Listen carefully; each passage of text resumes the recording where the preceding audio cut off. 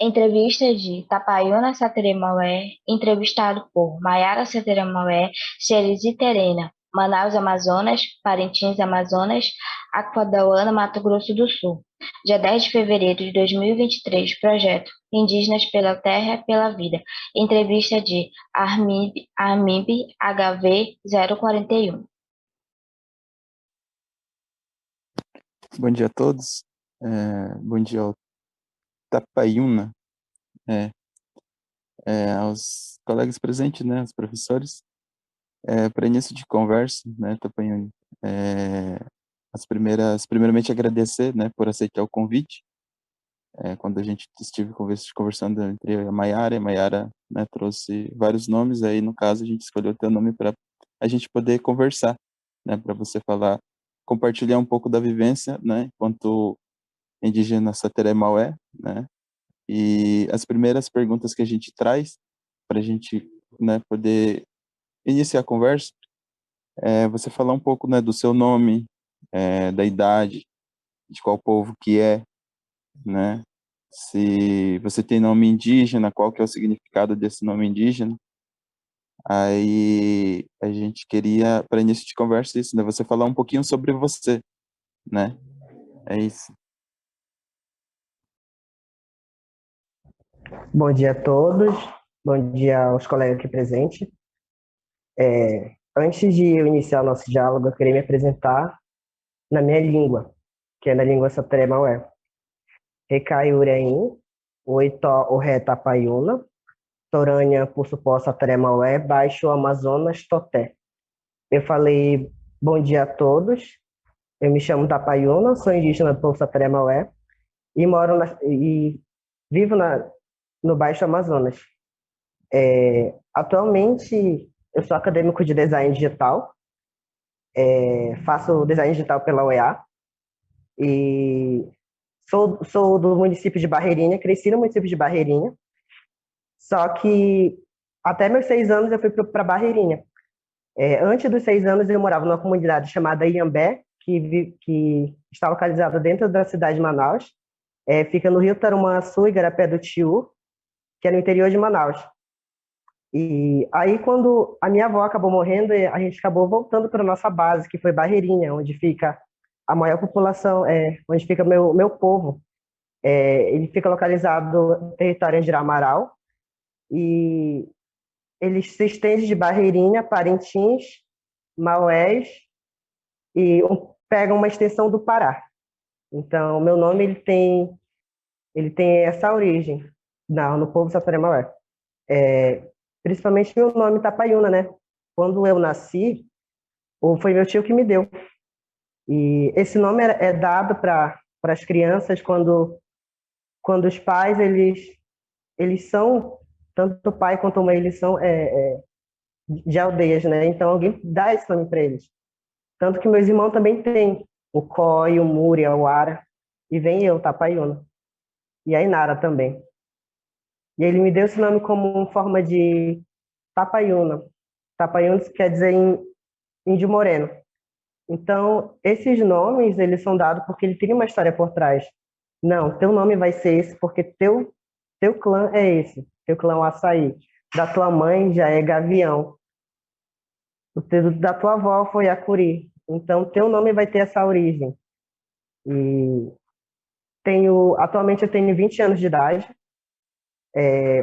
Já trabalhei em vários setores, mas o setor que eu mais sempre gostei desde da minha infância foi a questão da arte. A arte sempre foi muito presente comigo, tanto pela parte de música, quanto pela parte de artesanato, quanto pela parte de moda também, que atualmente a gente tem esse trabalho, nós jovens, que estamos na faculdade, tem esse trabalho de decoloniar a moda, né? De contar essa história a partir da nossa vivência, do nosso diálogo, do nosso entendimento. E é muito bom a gente manter esse diálogo também com outros jovens também, porque pessoas também vão se inspirar na gente. Eu fico muito agradecido pelo convite do Museu da Pessoa em estar aqui hoje dialogando com vocês. Estar também aqui com uma bancada também que são pessoas indígenas também. Eu me sinto também muito acolhido. A gente, de parente para parente, a gente se sente mais disposto a falar. E É isso. Muito obrigada, Tapaiuna. Você falou, né, que até mais ou menos os seus 6 anos de idade você viveu dentro da comunidade de Inhambé. Tem alguma história, algum acontecimento que te ocorreu nessa época da tua vida, esse processo de mudança? Como é que foi? Tem alguma história que você gostaria de contar para nós a respeito disso, da comunidade, ou esse processo de mudança, né, que a gente sabe que acontece muito, entre essa transição entre comunidade e cidade? Às vezes ela afeta a gente positivamente, às vezes negativamente. Não sei, tem alguma história que tu gostaria de contar? Sim. Muito legal isso também, a gente manter esse diálogo. Eu cresci na comunidade em Ambé, e a comunidade era particularmente toda constituída por mulheres, tanto a minha mãe, quanto a minha tia, quanto a minha avó. São 6 mulheres e um homem. Então, essas 6 mulheres, elas acabaram fazendo todo o barracão. Então, isso foi um marco que marcou a minha vida, porque somente um homem carregou todas as, as madeiras, os paus, né? E as mulheres, elas começaram a tecer, elas começaram a subir dentro para criar o barracão. Foi onde a gente criou a comunidade de Iambé. Então, a minha avó, ela é uma inspiração para mim, a vovó Cutera, né? Ela tem uma inspiração para mim porque ela tem esse espírito de liderança de mulher, de pessoa. Então, ela sempre foi inspiração para mim também. Quando ela me pegava também, ela pegava a palha, aí começava a contar as histórias e cantarolar.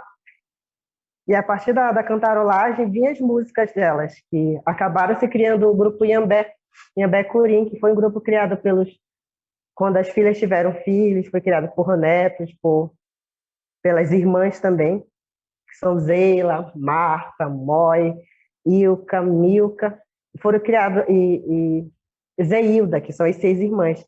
E o meu tio também, que é o Ramal, o tio Ramal.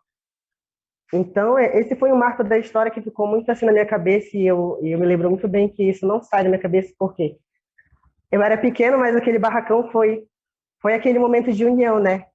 De pensar, não, nós estamos aqui, viemos de um município, hoje viemos para estudar. E aí isso foi um marco muito forte para mim também, e até hoje eu lembro disso também, fora as histórias também que a vovó contava.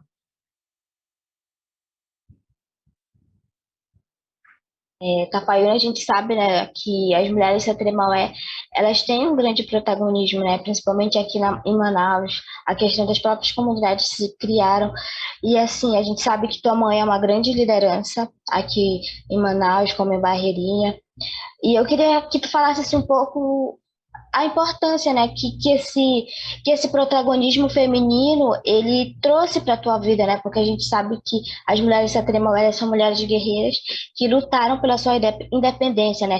Que hoje se nós estamos dentro das universidades como filhas, como netas, foi resultado de uma grande luta, né? E tu acompanha o movimento indígena desde criança com a tua mãe. Então eu gostaria que tu trouxesse essas histórias também de quanto foi importante essa união e esse protagonismo feminino das mulheres Sateremaué da tua vida. Sim. Eu não poderia falar da luta da minha mãe sem antes falar dos meus ancestrais, né, da minha terceira geração. Quando a minha mãe me contava essas histórias, porque nós estamos hoje no município de Manaus, porque nós criamos comunidade dentro de Manaus, e um dia a gente acabou entrando numa roda de conversa, falando sobre a questão de família, né? A vovó Teresa, quando ela veio de Ponta Alegre, ela veio porque o marido dela acabou morrendo com picada de cobra. Então, como o preconceito dentro da comunidade de Ponta Alegre foi muito forte, não tinha com quem ela ir para ter o alimento, porque sempre as mulheres foram carro-chefe das suas famílias, sempre foi a questão do artesanato, da farinha, mas da pesca, do pesado, nem sempre foram. Então, ela acabou indo para Manaus e criou a primeira comunidade chamada de Iapurahi. Iapurahi foi a primeira comunidade a ser criada no município de Manaus, e a primeira comunidade também a ser reconhecida como comunidade mesmo, comunidade indígena, que fica localizado ali no bairro Redenção Santos Dumont. E quando a minha avó veio, as irmãs acabaram crescendo e constituindo também famílias. E a minha avó acabou criando a comunidade dela chamada de Iambé. Iambé, ela tem essa história porque é um chocalho pequeno, mas é um chocalho que ele é muito forte para a nossa resistência, porque é um chocalho que fica perto do joelho do menino, né? Esse chocalho toda vez fica balançando, isso que ela ficou. Minha comunidade vai ter esse nome porque ela além de história também, é um conhecimento ancestral. Então, eu vou falar de Iambé, porque o Iambé, além de ser um instrumento musical, é um instrumento também que está em constante movimento. Então, espero que vocês, minhas filhas, estejam também em constante movimento. Depois disso, que a minha avó criou as suas comunidades, as irmãs delas também acabaram criando as comunidades delas, como a Misme, que é da Samela, que é da minha outra tia também, como as outras comunidades, a Sarruapé também, por outras comunidades, que são das irmãs também, e entre outras que acabaram se espalhando por dentro da cidade de Manaus. E Coatá Laranjal também, alguns também foram migrados para lá. E aí, nessas histórias, a minha avó sempre ela foi centrada, falou, não, minha filha, nós somos indígenas, nós não falamos bem em português, nós somos pobres e nós somos pessoas negras também. O que a gente vai ter de conhecimento para nossos filhos que virão daqui a alguns anos? E aí a minha mãe ficou pensando nessa questão. E acabou que a vovó deu um puxão de orelha em todo mundo e as minhas tias começaram a se despertar. Então, cada um começou a se entender no movimento social e as mulheres começaram a se juntar. Como a família Sateré-Maué sempre foi muito grande, muito extensa, a partir de 6 filhos para cima, eles são constituídas as famílias. E aí, acabaram se juntando as familiares e eles viram que também dentro da cidade de Manaus, as comunidades não eram organizadas. E aí vieram os ticunas também. Os ticunas também vieram e se juntaram conosco. Depois vieram os carianas, os mundurucus migrando. E acabou que foram se criado um movimento indígena dentro da cidade de Manaus. Os tuiucas, os dessanos, os tarianos, os baniuas. Então, tudo isso se juntou dentro da cidade de Manaus, né? A Grande Maloca, como os mais antigos contam. A Grande Maloca hoje está com uma família muito grande, não só de um povo, mas também de muitos povos. E aí acabou se criando um movimento indígena. E aí, como é que minha mãe também, junto com outro indígena que me fugiu o nome também, acabaram criando o MEIAN, né, que é o Movimento Estudantil do Estado do Amazonas. Então, o MEIAN, o primeiro passo que ela deu é bater no peito e dizer bem assim, não, eu quero as cotas. Isso antes da criação da UEA em 2001. Mas antes disso, ela já tinha se articulado como mulher. Mas foi muito difícil para ela, pelo fato de ela ser mulher, né? Ser mulher e ter aquele lugar de fala. E falar tão bem também. Ser uma mulher, mas também eu ser uma mulher brava, mas também consciente do que ela tinha de luta e de resistência, né? E aí, eu lembro que quando eu era criança, a minha mãe me levou no colo, né, para ir para uma reitoria. Acho que eu tinha entre 3, 4 anos, já me entendia também. E aí ela falou para umas pessoas, você é louco, para o reitor, né, você é louco, ela gritou. Se eu dar para indígena, vou ter que dar para preto, ter que dar para ribeirinho, vou ter que dar para quilombola. E aí ela falou bem assim para ele, gritou na cara dele, falou, mas só que quem está aqui não é não é um quilombola, não é um ribeirinho, quem está aqui é Moi. Sabe quem é Moi? E aí ela se entendeu como Moi. Sabe quem sou eu? Aí o homem ficou todo errado, não entendeu. Falou, eu sou Moi. Então, quem está vindo aqui é uma mulher indígena, é uma mulher que tem o seu lugar de fala. Se o teu racismo ele não deixa eu me falar, então deixa que meus netos, meus filhos, os parentes que virão daqui a alguns anos, estudem nessa universidade, antes da criação da UEA. Então vieram toda essa articulação por dentro do judiciário também. Como os indígenas não tinham faculdade, não tinham conhecimento, acabou que era na porrada mesmo, era na porrada, era no tapa na cara, um enfocando o outro. Mas sempre foi assim na história do Brasil também, sempre foi assim, sempre foi na porrada. O Brasil foi constituído através de porrada. Hoje nós temos Constituição porque os movimentos sociais eles tiveram esse papel principal dentro do Brasil. E falando de movimento indígena, hoje é muito mais amplo porque tem várias organizações e hoje somos organizados como COIAB, a PIB, a Amiga. Essas organizações, elas são mais articuladas, tem pessoas com conhecimento, tem pessoas com faculdade, mas se não fosse antigamente pela luta dos nossos ancestrais, pela luta do Dessano, Tariano, Ticuna, Itoto, Cambeba, isso seria muito mais ruim, nós ainda não estaríamos hoje na faculdade. Eu digo, graças a Deus, que hoje eu estou na faculdade, cursando uma faculdade pública, e eu agradeço muito a minha mãe também por ter lutado por isso, ter levado bala de borracha em Brasília, e ter feito tudo isso, porque hoje eu tenho essa universalização, né, esse conhecimento. E se eu não tivesse, talvez, se ela não tivesse lutado antigamente, talvez hoje eu não sei o que eu seria, né?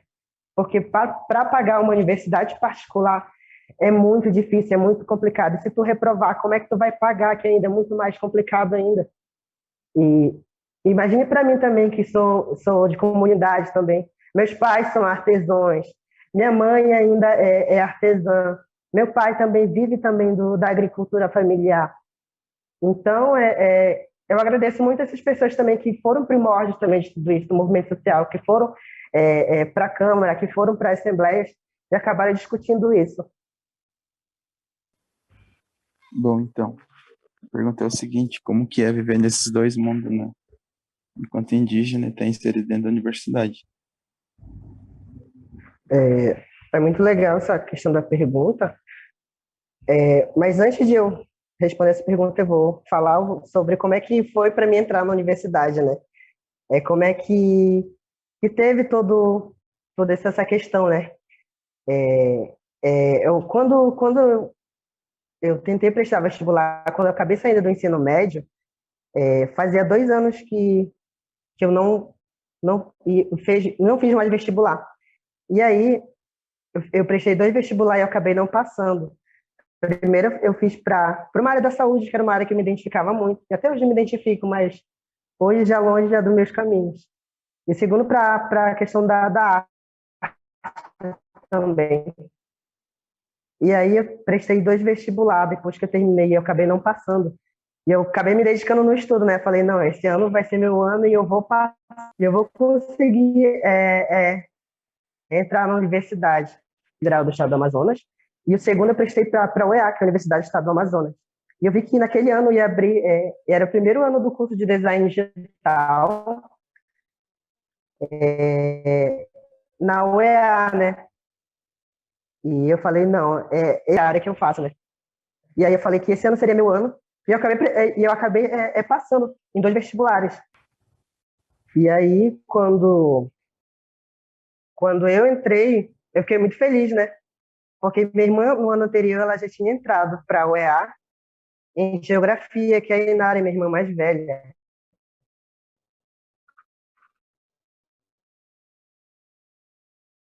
E logo quando ela entrou, a gente ficou muito feliz, né? Como nós somos filhos de artesãos, né? De mulheres também. Então, isso foi a primeira oportunidade. A minha irmã entrou e ela começou a lembrar de toda a luta dela, né? De como isso foi muito bom. Quando a minha irmã passou, né? A minha irmã passou em geografia na UEA. E aí a minha mãe ficou muito feliz, né? Ela acabou lembrando da luta dela, dos 20, dos 18 anos dela, quando ela foi coordenadora também do MEIAN. E ela acabou lembrando de toda a história, ela começou a contar de novo.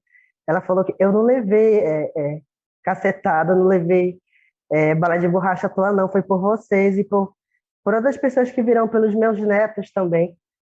E aí, a minha irmã ficou muito feliz, eu também fiquei, né? Depois eu fiquei pensando, poxa, ela passou e eu nada de passar. Aí eu comecei a estudar de novo, estudei. E acabou que naquele ano, que foi no ano de 2019, não, foi no ano de 2020, eu acabei passando, e aí, para ela também foi uma grande alegria também. Ela falou: caramba, mais um dos meus filhos entraram na universidade.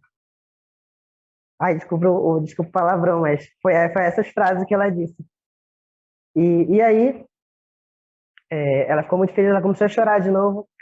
E aí ela falou bem assim que eu falei: não, não vai ser dentro da cidade de Manaus, vai ser em Parintins. Aí ela falou: ah, melhor. Mas só que ela não tinha levado em conta que eu tenho parente em Parintins, mas eu não tinha vivência com eles. E aí eu falei: tá, a gente vai. E eu acabei vindo fazer minha inscrição. Saí de Manaus, vim fazer minha inscrição em Parintins. E aí passei 2 meses dentro de um aluguel. Depois eu consegui entrar aqui na Casa do Estudante, na República da Casa do Estudante. Aqui. E aqui a gente vê que tem várias pessoas também que também são como eu, têm sonhos, são pessoas sonhadoras, que são de famílias humildes, que são de famílias ribeirinhas, são de famílias quilombolas, são de famílias indígenas. E aqui em Parintins tem muita essa população. E aí eu tenho até uma colega minha que também cursa também design, que ela é de Coari, de Tefé. Tefé é um município muito longe daqui, mas ela veio para prestar vestibular em busca de um sonho também, assim como as pessoas também que entram na universidade e vão para outro local, se deslocam das suas comunidades, se deslocam das suas casas, se deslocam do seu convívio social para tentar algo melhor para o futuro. É muito mais difícil também, porque a gente vai ficar pensando: poxa, a gente vai ter que montar de novo o nosso ciclo social, agora no outro ciclo. Então, dentro da universidade, como indígena, é muito difícil para mim, porque toda hora a gente tem. É provado para a gente, toda hora a gente tem que provar que a gente está naquele local porque a gente é capaz. E a gente vê que tem um preconceito nivelado, tem um preconceito fechado. E esse preconceito é numa opinião tua que as pessoas não aceitam, é num trabalho teu que acabam tirando a tua ideia, ou acabam reformulando para dizer que não é tua ideia. E a gente sofre, e eu sofro muito isso, mas eu não falo nada. Mas eu acabo trazendo essas questões através dos meus trabalhos também.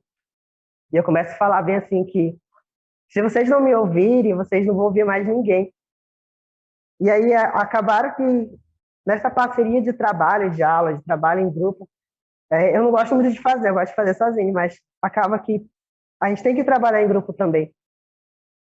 E aí os trabalhos no meio acadêmico também, a gente, um preconceito também dos professores também, mas dentro da universidade aqui onde eu estou ainda não tive preconceito dos professores em si. Pelo contrário, eles sempre me apoiam em todos os trabalhos que eu faço.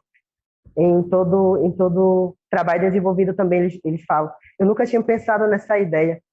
Então, tudo isso eu tenho para mim para trazer. O meu curso de design digital é um curso muito capitalista, é muito questão de replicar uma ideia.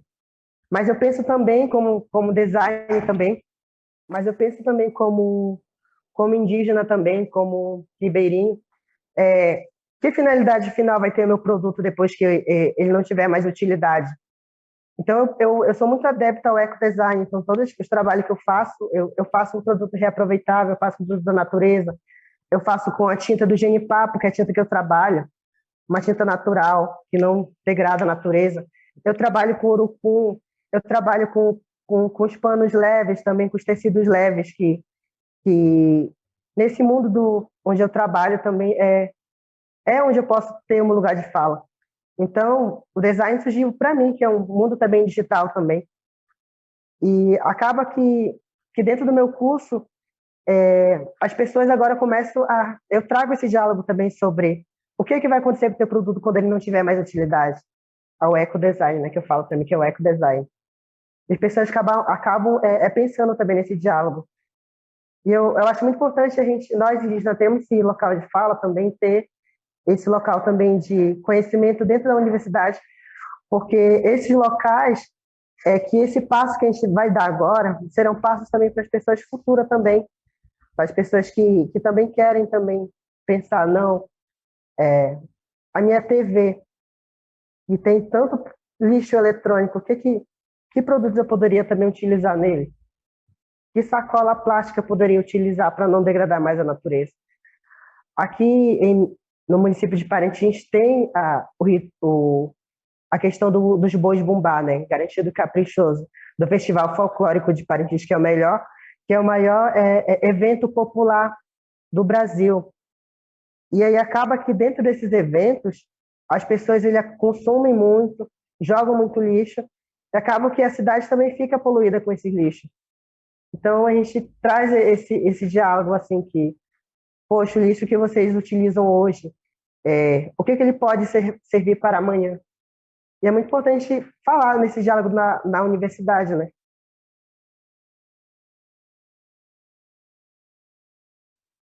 É, existe algum canto que tu te lembre que a tua avó cantava, né? Tu fala que quando ela ia descer a palha, ela ia buscar a palha, ela sempre trazia um canto. E aí, tu gostaria de trazer pra gente um canto que tu lembra que ela cantava pra ti quando tu era criança? Sim, a minha avó Cotera, ela, ela sempre. Eu trago ela também como referência nos meus trabalhos, porque Cotera também, ela não foi apenas uma mulher, ela foi também uma precursora da resistência, ela foi também uma mulher colaboradora de ideia, ela foi também uma mulher que sempre foi forte nos conhecimentos dela. Então, minha avó, eu trago ela como referência também nos meus trabalhos, porque ela pensava, que roupa eu vou usar? Que roupa eu vou usar? Sendo que eu mal a mal tenho roupa para dar para minhas filhas.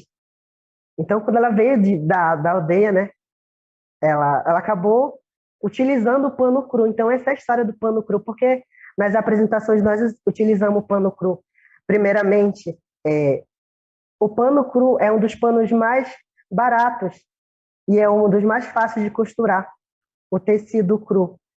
E aí, esses tecidos, acabou que a vovó fazia os grafismos dentro dele. Então, nessa questão da moda decolonial, eu trago muito isso também sobre a história dela, sobre o que cada traçado tem, o significado. Então, a minha avó sempre contava que se a gente não moldar nossas crianças no tempo de agora, no futuro ela não terão mais a questão da crença, da cultura. Então, ela acabava que, para ensinar a gente, ela acabava fazendo música. Então, é a música da farinhada, de como é que a farinha ela move toda uma comunidade, porque para se fazer a farinha, acontece os puxirum. O puxirum é toda a comunidade, ela se move nisso, nessa questão. Todo mundo vai lá, tira mandioca, rala mandioca, e no final tem o comes e bebe, né, que é a comilança, né? E acabou que ela cria nessas vivências, cada um da história tem essa história. Tem o Inhambé também, que a história da música, por que do Inhambé? Tem a questão também das Awatiamã, o porquê do ritual da tucandeira. Eu gosto muito da música da Awatiamã porque ela tem uma história muito forte também com nós, com as mulheres também. Vou cantar um trecho que ela fala bem assim, ó. São bravas formigas guerreiras da selva, e nelas consagram o guerreiro Tupã. São bravas formigas guerreiras da selva, e nelas consagram o guerreiro Tupã. Então, no meio do ritual vem o sapó. Bebendo meu sapó, oh, também meu tarubá. Ah, comendo sarra e bebendo chibé. Minha forma é lagarta de fogo, o meu sangue é sateré-maué. Minha forma é lagarta de fogo, o meu sangue é sateré-maué. Então, tem essas histórias dentro dessa música. Quem são as Awatiamã? As Awatiamãs são as tucandeiras, mas também são bravas formigas guerreiras da selva, são bravas mulheres também, que são essas formigas, que perpetuam toda essa origem. E elas consagram quem? Tupana. Tupana também é Deus que criou todo esse universo, criou todos os clãs, criou o Nosoquém, que é o nosso lugar sagrado. Então, para se comemorar, a gente toma o tarubá, e a gente toma o chibé, que é para comemorar esse rito de passagem da criança para a fase adulta, para consagrar quem? Tupana, que é Deus. Todo esse ritual é uma forma de comemorar, é uma forma de lembrar de toda essa resistência. Então, essa música é uma música que me marca muito, e eu lembro que, quando ela estava tecendo, ela estava cantarolando.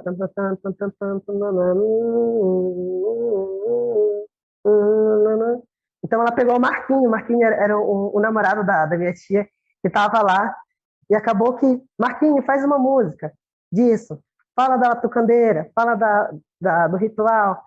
Então, a minha avó contou a história para ele, acabou fazendo a música, mas também teve o cantarolar dela, né? Para se fazer toda essa música. Então, minha avó era muito aleatória, assim. Ai, hoje eu estou cansada, eu não quero mais só pintar. Hoje vamos fazer outra coisa. Ela era muito eclética. Ah, vamos fazer farinha. Ah, vamos mudar a nossa roupa, porque tinha outros grupos também musicais. Tinha o Atmancu, que é um grupo musical também de cuna. Tinha outros grupos musicais também. Então, acabou que toda vez eles mudavam o repertório deles, toda vez mudavam as músicas. E aí a vovó era muito aleatória. Por isso que eu acho que também nos meus trabalhos eu sou muito aleatória também, porque minha avó sempre mudava de ideia. E ela falava assim que as ideias surgem do nada, e esse nada se transforma em muita coisa. E é muito legal pensar nisso, porque as ideias que eu tenho também surgem muito aleatórias, e eu vou escrevendo ela para depois não perder. E os trabalhos que eu faço, como no artesanato, como na questão do estilismo, como modelo também, na passada também, nos desenhos digitais também, que agora eu estou me colocando também, no tingimento também tecido, nós vemos que todos esses conhecimentos ancestrais, para um branco, oh, nossa, que surpreendente. Mas isso para nós não é tão surpreendente, porque a gente já tinha esse conhecimento.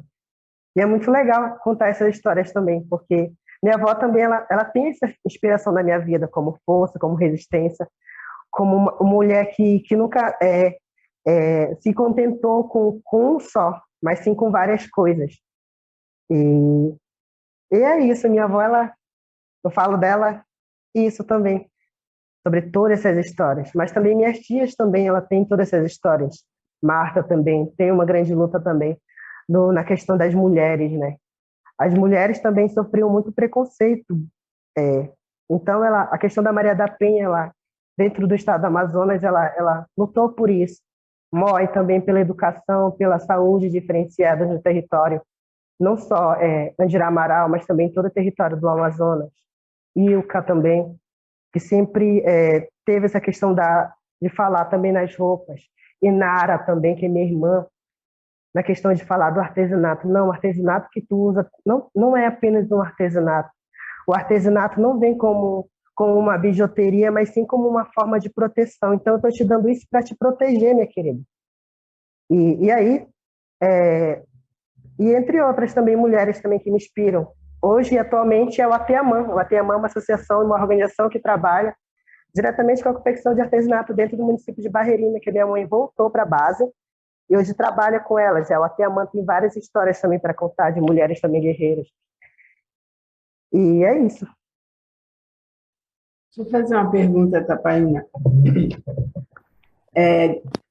Desculpe minha ignorância, mas assim, você saindo da comunidade, da aldeia, e indo para a universidade, você já falou todas as coisas muito importantes, bacanas que você está fazendo, né, na sua arte, várias possibilidades. Quando você pensa nas pessoas que ainda moram na aldeia, os jovens que ainda estão lá, você pensa assim, como o que você está aprendendo? Para a sociedade em geral, é muito importante ter uma força incrível. E para as pessoas que continuam morando lá, como que é possível ter algum retorno? Sim. Se você pensa nisso, se é possível, né? Porque a gente sempre fica pensando coisas, mas vocês é que sabem se é possível ou não. Sim. A minha ideia, depois de me formar, é trabalhar dentro da minha comunidade indígena, né? Então, esse retorno, a gente também, quando a gente trabalha também com essas pessoas, a gente fala, não, vocês têm que voltar para a comunidade de vocês. E todos eles voltam, a maioria que faz a universidade, eles voltam para a universidade com esse conhecimento. E aí, quando eu falo também desse conhecimento também, é porque a gente sempre está junto. E dentro do município de Barreirinha, toda vez que eu vou para lá, eu me toco para as comunidades, eu vou embora para as comunidades, para o Guaranatuba, para Ponta Alegre, Jabotituba e outras comunidades que tem, né? Meu pai, ele tem um barco, então ele acaba conhecendo várias pessoas. E aí, nesses diálogos, a gente acaba incentivando aos jovens. Logo no meu ensino médio, o primeiro trabalho que eu tive para conscientizar os jovens foi a questão da gravidez precoce. Dentro do Maria Belém, que foi a minha última escola, né, do ensino médio, antes de eu me formar, eu trabalhei essa questão da gravidez precoce, da universidade, como é que a gente tinha essa possibilidade. Então, foi um retorno muito grande. Quando eu voltei agora, depois que entrando na universidade, várias pessoas também entraram. Depois disso, falaram, olha, se não tivesse dado aquela palestra sobre gravidez precoce para minha família, sobre a questão da universidade, que é muito importante para nós, ter esse lugar de fala, talvez eu estaria naquele estigma muito grande também, de ser uma mulher, casar, ter filhos e procriar. Então, atualmente tem uma amiga minha também que faz história, que é a Rainá Andrade. Eu cito muito ela também, porque a gente viveu junto, a gente cresceu junto, e hoje ela também é acadêmica de história, historiadora também, e hoje também ela é pesquisadora também, pelas bolsas que tem, e ela traz esse retorno para a universidade, a gente traz para a comunidade, a gente traz porque a gente fala para eles, bem assim, não, é muito importante a gente falar sobre isso, porque nós vamos ver, nós vamos contar essa história a partir da nossa vivência, não pela vivência de um branco, que é a história que os livros contavam. E acaba que, quando a gente foi na última vez que a gente foi, voltou para o Natal e para o Ano Novo, que teve esse pequeno recesso, a gente descobriu que uma queria fazer direito. Poxa, Adolfo, eu quero muito fazer direito. Aí, bora, amiga, bora. Ela acabou vindo para prestar vestibular e ela passou. Ela vai iniciar agora, depois de abril, em junho. E eu fiquei muito feliz, porque se não fosse, se bora, vamos juntas, talvez ela não tinha se espertado nisso. Então, é muito bom ter um jovem falando também com outro jovem, porque a gente se entende. A gente sabe, não, vai ser difícil, mas embora se ajudar. A gente fala com uma animação, embora vai ser difícil, mas vai se ajudar. Nós vamos andar juntos. Se não tem 1,80 para o RU, vamos juntar a cotinha para a gente almoçar. Então, isso é muito legal. A gente está nessa vivência também. Conhecer também outros indígenas também. E também relembrar também as pessoas que são da nossa comunidade, que são do nosso município, que são também da nossa vivência social. E depois que eu terminar, eu penso muito em voltar também para trazer esse conhecimento do branco, mas também do indígena também, sobre essa história. O que é que tu pode fazer com isso? Só vou perguntar mais isso, viu, Maiara e Cerise? Não, Cerise. Você disse que pensa, além desse estímulo, né, que você anima outros jovens, né, que é super importante, para a cultura, que também eu vi que você valoriza muito a cultura ancestral ou a cultura tradicional. Não sei se é possível, mas tudo que você aprendeu, é possível fortalecer a própria cultura nas comunidades, a cultura tradicional, de algum jeito? Não sei se é possível, eu queria te ouvir. Sim, é muito possível, porque no meu território a língua sateré-maué ainda é muito falada. Então, ela não teve muita interferência do homem branco. E a maioria das pessoas que ainda são de comunidades indígenas, eles ainda são falantes da língua. Então, dentro da comunidade, tem as Hari, que são os velhos, né? E esses velhos, eles têm muito conhecimento, então a gente acaba que a gente ainda ouve ainda eles, a gente acaba sentando para ouvir ainda. E como é que a gente pode perpetuar esse conhecimento? Escrevendo, como na universidade, escrevendo, depois de um tempo, porque ainda, na nossa comunidade, a oralidade ainda é muito presente ainda. Então, a gente pega, senta e conversa. Mas como é que a gente vai perpetuar isso? Escrevendo. E é por isso que eu acho importante a pessoa entrar na universidade, porque aí ela vai começar a escrever. Não, essa história é desse jeito, meu avô contou desse jeito, e é desse jeito que eu vou escrever para outras gerações, quando vierem, escreverem também dessa mesma forma, e terem referência também. E dá, assim, para se manter ainda mais forte essa cultura.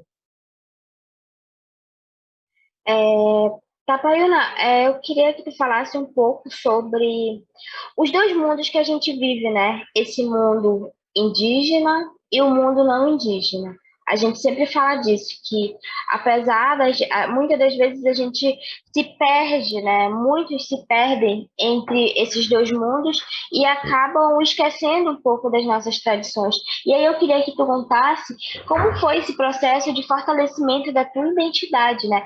Saiu da comunidade, veio para Manaus, depois está indo para Parintins, que é uma faculdade. Como se deu esse processo de fortalecimento da tua identidade, né? Porque a gente sabe, enfim, eu gostaria que tu falasse um pouco mais desse teu processo de se reconhecer enquanto um jovem indígena. Sim. A minha avó sempre teve diálogo, minha mãe também sempre teve diálogo comigo. Então, é isso que, para se fortalecer, a gente tem que ter uma base muito forte, né? Se para a gente bater no peito e dizer, não, eu sou indígena, não, eu vim de um povo, não, eu vou bater de frente com esse preconceito todo e não ligar para o que o homem branco vai falar, né? A gente precisa ter uma base muito forte, ter uma história muito forte para ter orgulho de quem nós somos, né? A minha avó, ela sempre contava para a gente também que na infância dela, quando ela foi para a cidade, a primeira coisa que fazia o chacota era com a fala dela, né? Então, a fala acaba desestimulando a gente, né? Principalmente no ensino médio também, quando eu cursei ensino médio, as pessoas, ela falava, acabavam tendo um preconceito nivelado, né? Tipo, não ouve ele, não, ele é índio, não. Mas eu achei engraçado isso por conta que o município de Barreirinha 80% é indígena e acho que uns 30% não é. E aí os pessoal, eles falavam um pro outro, né? Só que a gente vê que esse preconceito ainda é presente porque os mais antigos não conversaram e sentaram, não, tu tem que ter orgulho disso, disso, disso. Não, tua história é isso, isso, isso. Então, eu sempre tive uma base muito forte, minha mãe também sempre teve uma base muito forte. Eu também tenho uma base muito forte. Os meus sobrinhos também, que são filhos da Inara, também têm essa base muito forte. Atualmente, eles moram na cidade de Manaus, numa comunidade também. Então, eu vi também que é muito mais difícil para Iará, para o Iaro, para o Israel, para a Índia, para Maiara e para o Ara, por conta que tem esse mundo tecnológico, né? A tecnologia, a tecnologia, embora seja o caminho para a gente dialogar, falar, não, a história que minha avó contava é essa, mas também tem um caminho também de a gente falar, não, a minha história de resistência também é essa. Então, meu nome é isso. E, para mim, enquanto jovem indígena, bater no peito, dizer que eu sou, foi tudo uma desconstrução, né? Porque quando eu era criança, eu não gostava que me identificavam como Tapaiuna. Ei, Tapa! Ei, Tapaiuna! Quem é Tapaiuna? E quando a mamãe ia para a reunião, não me chamava de Adolfo, chamava de Tapaiuna. O Tapaiuna! E todo mundo ficava rindo de mim, né? Porque achava engraçado o nome. Aí depois, uma vez até brinquei com a mãe, não me chama mais de Tapaiuna, me chama de Adolfo. Ela me deu um puxão de orelha que eu falei bem assim. Sabe o que significa teu nome? Sabe quem te deu o teu nome? Então tu tem que ter orgulho do teu nome. Então eu vou te chamar de Tapaiuna e vou te fazer vergonha até tu aprender. E hoje eu digo que é muito importante ela ter esse diálogo comigo, porque eu aprendi eu enxerguei atualmente quem é o Tapaiuna. Tapaiuna é uma pessoa que... O Adolfo não é mais nada, o Adolfo é apenas uma pessoa, um jovem que estuda, um jovem que interage, Mas o Itapaiuna tem toda essa história, essa resistência, essa cultura por trás, essa vivência. E quando eu era criança, meus coleguinhas falavam meu nome mais com forma de chacota, mas eu acabei que com meus 12, 13, eu acabei me apropriando. Eu falei, eu sou um Itapaiuna mesmo, e aí? Aí eu me identifiquei nos lugares no que eu fui. Não, meu nome não é Adolfo, meu nome é Itapaiuna. E quando eu voltei para Manaus para estudar, eu falei, não, meu nome não é Adolfo, meu nome é Itapaiuna. E comecei a me identificar também nos fóruns. Não, meu nome é Adolfo Itapaiuna. E aí, acabou que eu fiquei com esse nome, né? Meus antepassados me deram, mas eu não me apropriei ainda dele. Mas hoje eu sou mais apropriado ainda, porque eu sei a importância dessas histórias. E quando era criança eu não tinha esse conhecimento todo, porque eu queria me enturmar. A gente diz que eu queria muito me colocar naquele ciclo social, naquela. Então eu acabava negando minhas origens. E é muito ruim. Foi ruim para mim, porque eu acabei, tipo, tua mãe é aquela, minha mãe sempre andou com pena na orelha, com pena na cabeça, com um colar enorme de morototó e chumburana. Aí eu falei, aquela minha mãe, tu é indígena? Sim. Poxa, mas tu nem parece, porque eu não andava também com uma pena na orelha, com um grafismo no corpo. Então, quando eu vi a importância e bati no peito, falar, eu sou. E trazer também isso também no ensino médio, falar, não, eu sou mesmo. E aí, vai, o que é que tu tem contra mim, contra o nome? Poxa, apenas meu nome. Tu tem teu nome, né, Gabriel? Ah, meu nome é Gabriel. Ai, tu sabe a origem do teu nome? Ou foi dado para uma pessoa qualquer? Aí ele ficou todo errado, né? Ai, eu disse Gabriel até hoje. Mas, enfim. E aí, nessas histórias, ela é muito bom porque foi uma vivência, foi uma desconstrução também para mim, entre a minha infância, minha adolescência e agora na fase adulta, né? Na minha fase, já da fase adulta, o nome Itapaiuna ele vem com muito mais força porque eu já entendo, já tenho consciência de tudo isso. Mas antigamente não era assim. Eu queria muito me englobar naquela sociedade branca, né? Naquela sociedade que não me cabia. E eu fiquei assim, meu Deus. E hoje eu olho para trás e eu fico assim vendo que é muito bom porque eu sei quem eu sou. Antigamente eu não sabia quem eu era. Mas as histórias que meus avós contavam, hoje eu sei muito mais ainda. E eu tenho consciência desse conhecimento. Em relação ao conhecimento tradicional que você tinha comentado anteriormente, eu queria saber qual conhecimento que te foi repassado que marcou a sua vida. Sim. Conhecimento tradicional que marcou a sua vida. Um dos quando eu vou começar de novo do barracão. Quando a gente estava criando o barracão, né? A gente chama de o barracão, que é o lugar onde é festejado o puxirum, onde é festejado o ritual do candeira. Um dos conhecimentos é a importância do ritual do candeira, né? Que é o rito da criança. O ritual do candeira é um dos rituais mais temidos do mundo, né? E o ritual da tucandeira é o rito da criança da criança para a fase adulta. E ele começa com os 9, 10, 12 anos e tem que fazer isso 20 vezes. E esse ritual ele foi muito importante para mim porque uma forma de resistência, né?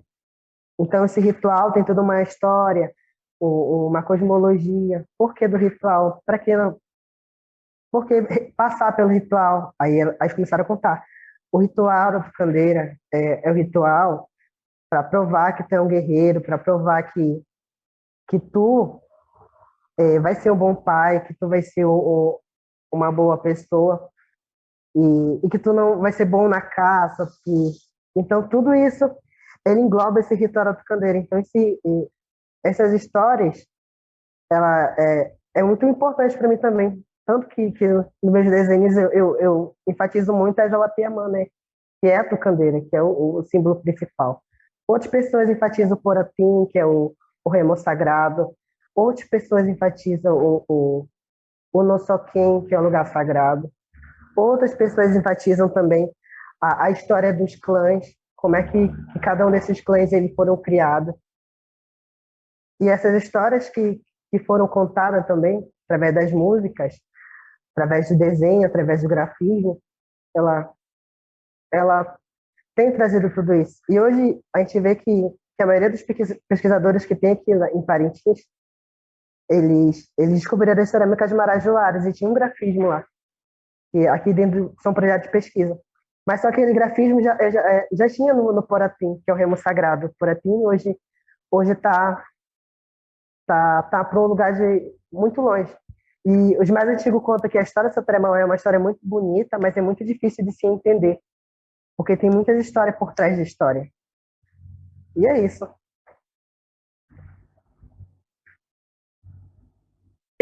Por que você se identifica mais com esse que você falou?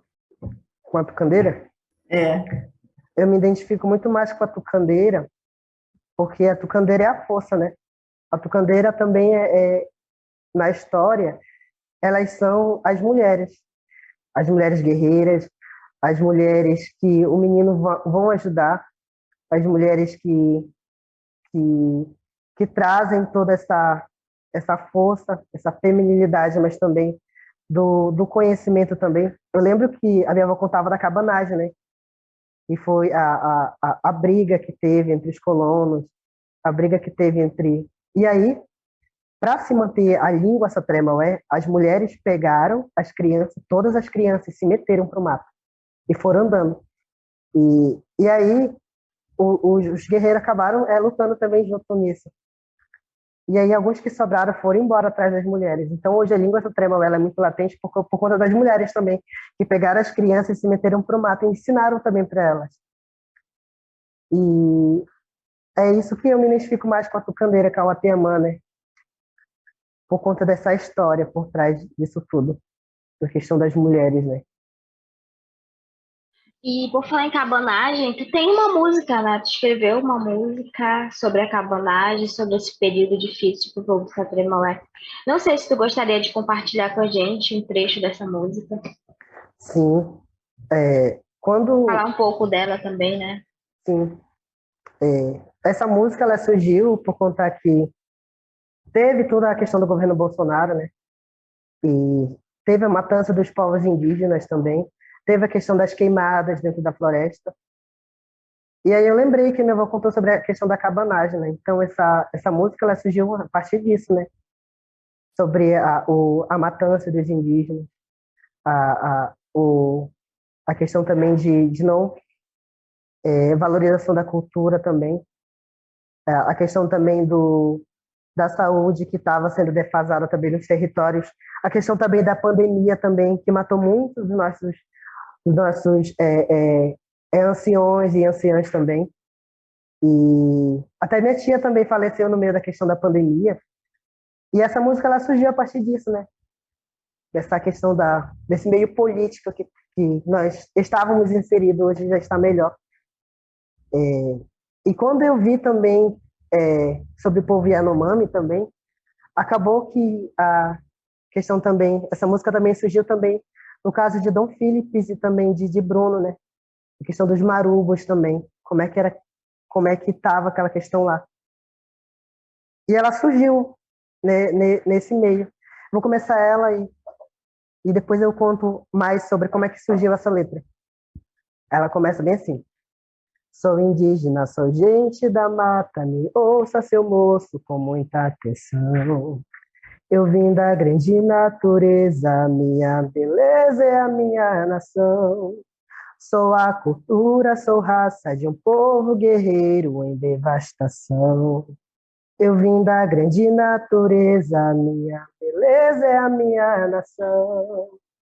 Eu sofri, chorei, de tristeza e de dor, fuga de cabanagem, massacre de povo que Tupana deixou.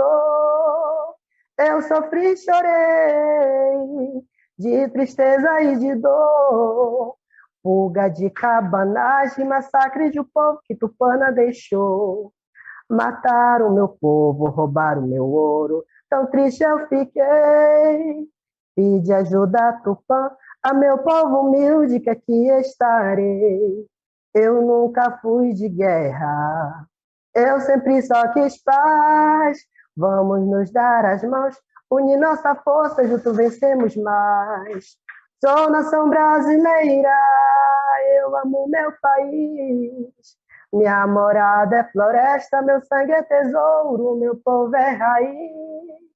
Sou nação brasileira, eu amo meu país. Minha morada é floresta, meu sangue é tesouro, meu povo é raiz.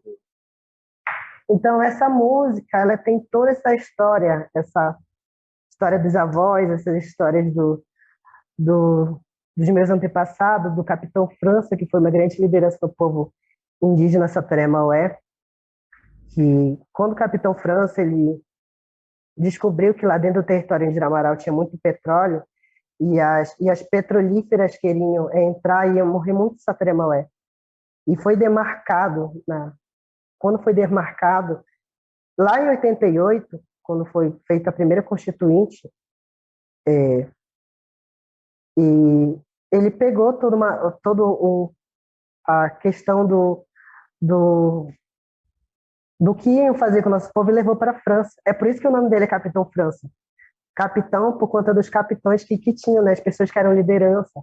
Como tinha muito, como posso dizer, muitos soldados lá, acabou que tinha o capitão, né, daquela nação, né? Então, o Capitão França ele teve toda essa história.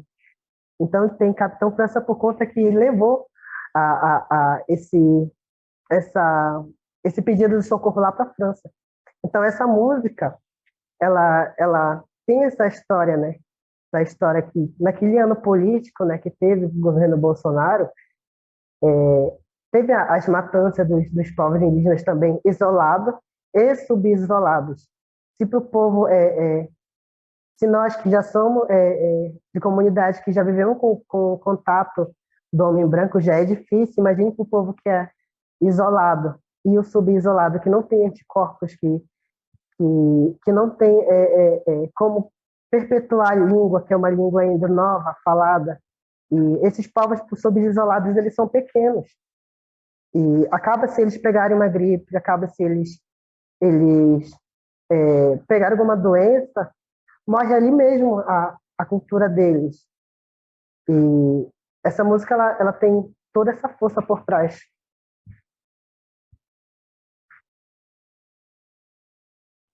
Muito linda, viu? Muito linda, emocionante.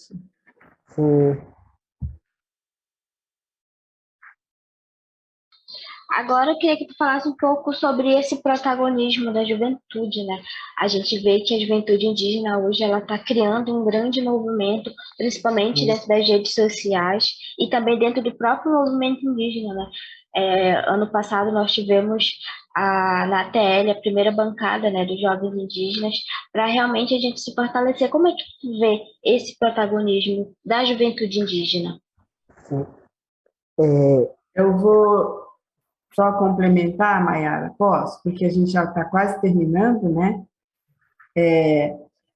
Como você vê, mas de você, como você vive isso? Como eu vivo isso? Tá.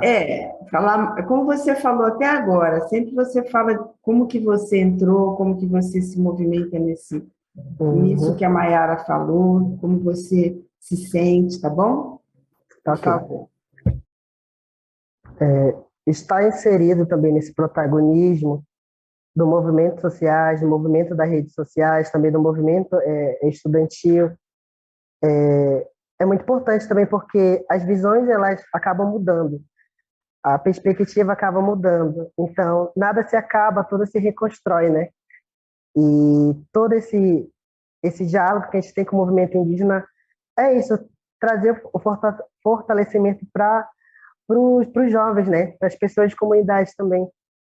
E aí, minha mãe, ela foi a propulsora do Meian, né? Aí depois foi em outro Sateré, e depois foi... E hoje está na Maiara, né? Maiara também, a gente está nesse protagonismo também, né? De estar nesse movimento social, de falar, não, se já é difícil, aí nessa questão do movimento social, a gente já sente na pele porque a gente está inserido dentro da universidade. Aí a gente pede socorro porque a gente está inserido dentro dela e fala bem assim, não, a gente precisa lutar pelas essas causas, pelo projeto de extensão, por abrir mais para indígena, para entrar na casa dos estudantes, por bolsa também, permanência, por políticas públicas que para permanência, porque a gente está inserido dentro dele. Se manter numa universidade, eu digo por mim também, eu acho que também outros indígenas também... Ai, peraí, caiu. Eu digo também por mim, mas também por outros indígenas também que estão nesse meio acadêmico, é muito difícil para a gente se manter porque a gente não trabalha. A gente vive para estudar. E a maioria do nosso tempo ou é estudando ou é estudando. A gente estuda ou estuda, porque as provas elas são muito difíceis, elas são muito complicadas. Então, não dá para trabalhar e estudar.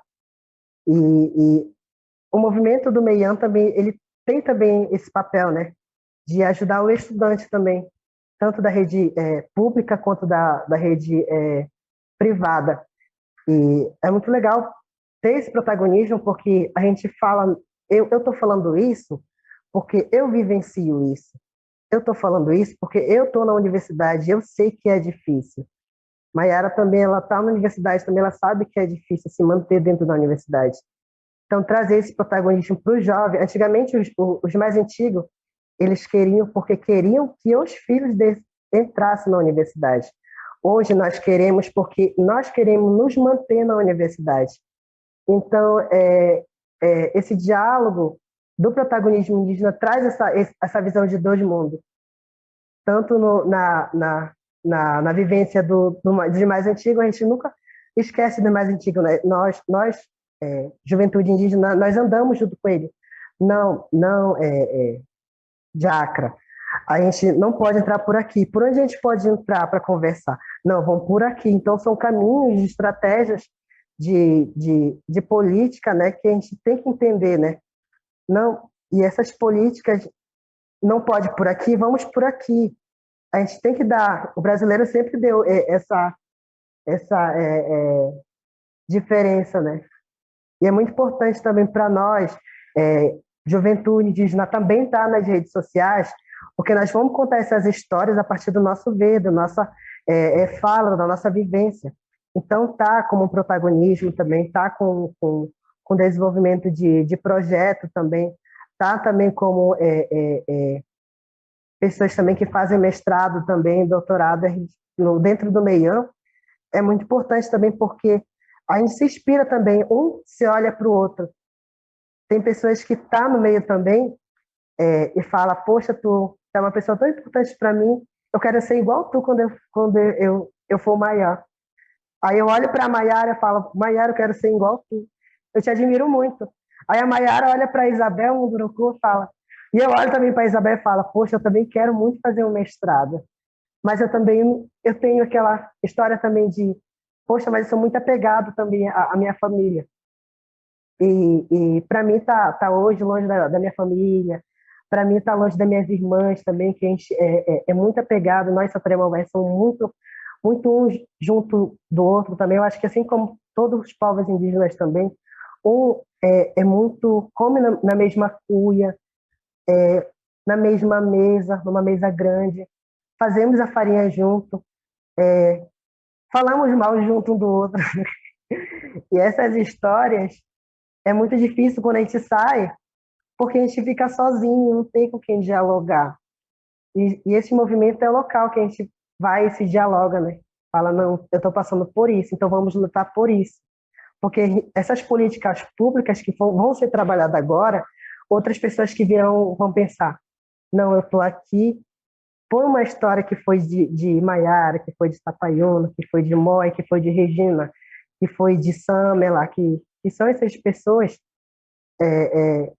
que fazem tudo isso, que foram do povo Ticuna, Tuyuca, e esses povos, Caixana, Tariano, Dessano, Tateré, e entre outros, porque ele traz essa vivência toda, né? E esse movimento social eles estão sendo muito fortes por conta das redes sociais. As redes sociais, ela traz esse outro lado da moeda, né? Porque antigamente não era assim, antigamente era por livros. Então, a visão do colonizador era por livros, e esses livros, eles eram repassados, e esse conhecimento era repassado erroneamente, né? Atualmente, não. A vivência, ela fala, não, minha avó contava assim, então vou contar para vocês assim. E temos vários influenciadores que falam das suas vivências. Eu vou citar uma que é a Ira Maragua também. Ela fala também como é que viver no contexto de aldeia e também no contexto da cidade também. Temos também indígenas influenciadoras como Samela, que são ativistas também, que lutam pelas causas ambientais. Temos influenciadores também, Aldeado, que é a questão da Cunhapuranga, que é uma das maiores TikToker também e influenciadora digital dentro do Instagram, mas que fala também sobre a vivência dentro de comunidades. Como é que viver numa comunidade indígena? Como é que se fazer a farinha? Qual é a língua que eu falo? Porque ainda tem essa visão estereotipada que o indígena não tem acesso à internet, né? Para que a gente vê que existe na nossa comunidade também estamos perpetuando isso também. E essas histórias também são documentadas através de vídeo. E os mais antigos contam e está documentado em vídeo e fala, não, ele está cantando dessa forma, então vamos lá rever o vídeo. E é muito legal ter esse protagonismo na rede, né? Na ATL também, que é Acampamento Terra Livre, que é onde nós, jovens indígenas, organizações indígenas, associações indígenas, se reúnem para discutir, dialogar e ver a melhor estratégia que nós vamos seguir durante tudo isso. Aqui dentro dentro da cidade de Manaus, tem Meian, tem Foim, tem Maquiraeta, tem o Atiamã, tem entre outras organizações que estão andando em conjunto, e isso é muito importante, porque isso fortalece todo o nosso grupo social. E hoje a gente está todo mundo organizado com essas organizações. Antigamente não era assim, antigamente era na porrada mesmo. Não, nós vamos lá e vamos entrar e ocupar. Hoje, nosso local de ocupação é a internet, então vamos ocupar essas redes para que essas redes possam servir de conhecimento para gerações futuras. Então, no meu trabalho, eu falo sobre isso, questão digital também, o desenho digital. Eu faço um desenho também que fala de uma vivência de um indígena aldeado, mas também que mora na cidade, não perdendo a cultura. Eu falo também das roupas também, de tingimentos naturais que são perpetuados também nas roupas, que é o conhecimento ancestral. Eu falo também como modelo também, é porque ter esse protagonismo e ver também pessoas se espelharem também nisso, como indígena também, e pensar, não, se ele pode, eu também posso, então eu vou sair também e correr atrás do meu sonho. Eu falo também como acadêmico, porque para mim ainda é difícil me manter na universidade por não receber nenhum recurso ainda. Me mantenho por conta de bolsa de extensão.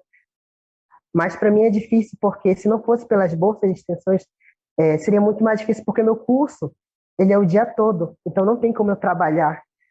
E é muito mais difícil também para mim conseguir um emprego porque eles precisam de experiência. Como é que eu, como um jovem, não vou conseguir experiência estando em uma universidade? E eu falo também como indígena também, porque essas histórias que está hoje aqui gravado, eu sinto muito, vou ficar muito feliz também de algum tempo reviver também essas histórias dessa live aqui que eu estou fazendo com vocês, porque eu vou olhar para trás e falar bem assim, poxa, eu já sabia o que eu queria da minha vida, mas também eu já queria, tinha pé no chão, e hoje eu quero ainda muito mais. E os jovens também vão olhar por essa live e pensar, se ele já era assim, eu também posso ser assim. E é muito importante também estar aqui falando nesse Museu da Pessoa, porque são histórias de pessoas que perpetuam gerações. E essas gerações também eu sei que eu tenho atualmente 20 anos, daqui com 30, 50 anos eu vou lembrar. Eu já era daquela forma, mas também eu sou ainda mais daquela forma. E eu fico muito feliz pelo convite de vocês todas. Muito obrigada também a Maiara por me dar esse convite. Muito obrigada também ao meu colega que também está nessa live também. ter ele também como representatividade de um outro povo também. E eu fico muito feliz que dentro desse local está sendo ocupada por 3 pessoas indígenas também. E nosso local está sendo ainda mais ocupado. E a gente te agradece, a gente é que te agradece, Tapaíba. Sim. Eu ia ver se Cerise quer falar, perguntar mais alguma coisa, porque a gente já vai terminar, tá? Sim, só para encerrar. A gente gostaria de, se de repente ele gostaria de acrescentar alguma coisa, algo que ele, né, contar alguma coisa que ele não pôde contar durante a entrevista, porque a entrevista foi através de perguntas, né? Pode ficar à vontade aí se quiser falar alguma coisa a mais, É. para encerrar mesmo. Sim, para encerrar a mesa, eu queria falar com você, que é jovem também. Essa live está sendo gravada, mas também eu queria falar com você, que também é jovem, assim como eu também, tem sonhos e realizações futuras, né?